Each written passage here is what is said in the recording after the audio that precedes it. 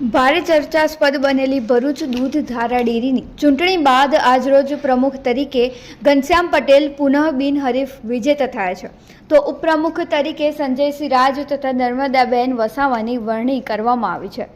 દૂધ ધારા ડેરીની ચૂંટણીમાં ધારાસભ્ય અરુણસિંહ રાણાએ હાઈકમાન્ડની વિરુદ્ધમાં જઈને પોતાની પેનલ ઉતારી હોવાથી ભારે વિવાદ થયો હતો।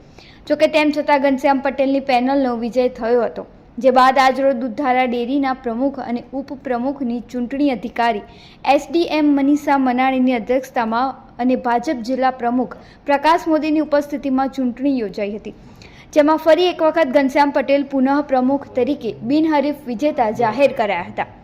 જે બાદ ઉપપ્રમુખ તરીકે ભાજપના મેન્ડેટના ઉમેદવાર સંજયસિંહ રાજની સામે નર્મદાબેન વસાવાએ ઉમેદવારી નોંધાવી હતી, જેમાં પ્રકાશ દેસાઈએ જોગવાઈઓ મુજબ એક ઉપપ્રમુખ જ નિયુક્ત કરવા જણાવતા નર્મદાબેને ઉમેદવારી પરત ખેંચી હતી, જેથી સંજયસિંહ રાજની ઉપપ્રમુખ તરીકે જાહેર કરાયા હતા।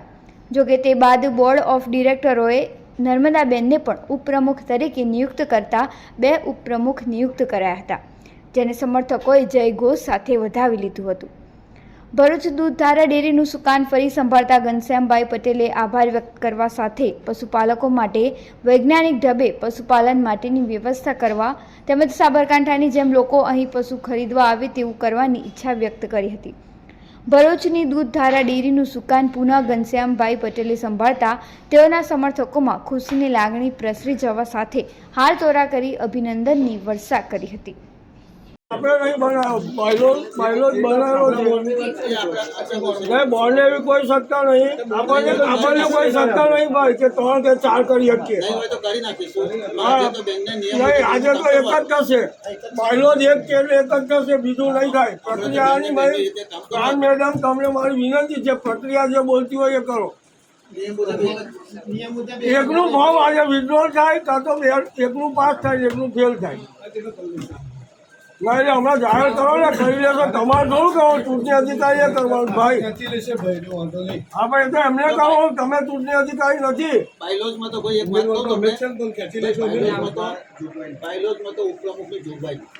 ના હોય તો ના કરશો, અને હોય તો કરો, ના નહીં।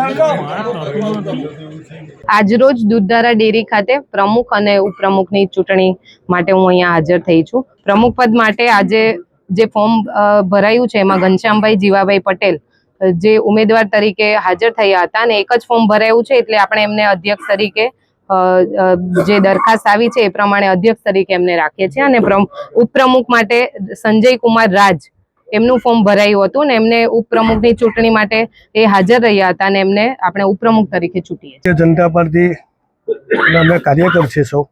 ભારતીય જનતા પાર્ટી આ વખતે ઇલેક્શનમાં મને મેન્ડેટ આવેલા હતા, મેન્ડેટથી અમે ઇલેક્શન જીત્યા। પાર્ટીના આદેશ પ્રમાણે પ્રમુખ ઉપપ્રમુખનો મેન્ડેટ આવ્યો અને પક્ષના અમારા નવા વરેલા પ્રમુખ શ્રી જગદીશ વિશ્વકર્મા સાહેબ, અમારા સંગઠનના મહામંત્રી રત્નાકરજી, ભારતીય જનતા પાર્ટીના જિલ્લાના અધ્યક્ષ પ્રકાશભાઈ મોદી સાહેબ અને ભારતીય જનતા પાર્ટીનું જિલ્લાનું સર્વશ્રેષ્ઠ નેતૃત્વ એમને અમારી પર વિશ્વાસ મૂકી અને અમને આ કામ કરવાની જે તક આલી છે એમ અમે બધાને સાથે લઈ દિલથી કામ કરીશું। જે એક તો વૈજ્ઞાનિક ઢબે પશુપાલનનો વ્યવસાય આ જિલ્લામાં કેવી રીતે વિકસે એ દિશાના પ્રયત્નો કરીશું। અત્યાર સુધી એક બે ગાય ભેંસ રાખવાથી આ પશુપાલનનો વ્યવસાય હવે ન ચાલે। વૈજ્ઞાનિક પદ્ધતિથી અને મોટા તબેલામાં જે પ્રકારે બનાસકાંઠા સાબરકાંઠામાં મોટા તબેલા દ્વારા આ પશુપાલનનો વ્યવસાય થાય છે એ દિશાનો પ્રયત્ન કરીશું। બીજું મારું એક સ્વપ્ન એવું પણ છે કે આદરણીય નરેન્દ્રભાઈ મોદી સાહેબે શરૂઆત કરી હતી પાણીનો સંગ્રહ કરવાની। અમારા ડેડિયાપાડા, સાગબારાના, ભરૂચ અને નર્મદામાં જેટલો વરસાદ પડે એ વરસાદ વહી જતો હતો અને પાણી દરિયામાં જતું હતું, પણ આદરણીય નરેન્દ્રભાઈથી શરૂઆત થઈ અને પાણીનો જળ સંગ્રહ થયો। પરિણામે આ જિલ્લો, બંને જિલ્લાઓ પાણીદાર જિલ્લાઓ બન્યા છે। એમાં ડેમ પણ બન્યા, ખેતરે ખેતરે લાઇટની સુવિધા કરી આપી છે અને ખેતરે ખેતરે ટ્યુબવેલની પણ વ્યવસ્થા થઈ છે। એટલે પાણીદાર જિલ્લો બન્યો છે। મારા જિલ્લાના બધા માણસો, નાગરિકો બધા મહેનત કરવાવાળા છે, તો મહેનત અને પાણી આ રંગ લાવે તો સાહેબ અમારા જિલ્લામાંથી પશુપાલન ખરીદવા માટે મહેસાણા અને બનાસકાંઠા સાબરકાંઠા જવું પડે છે, તેના બદલે બીજા જિલ્લાના લોકો આપણા જિલ્લામાં પશુ ખરીદવા માટે આવે એ દિવસ લાવવાની અમે તૈયારી કરી રહ્યા છીએ.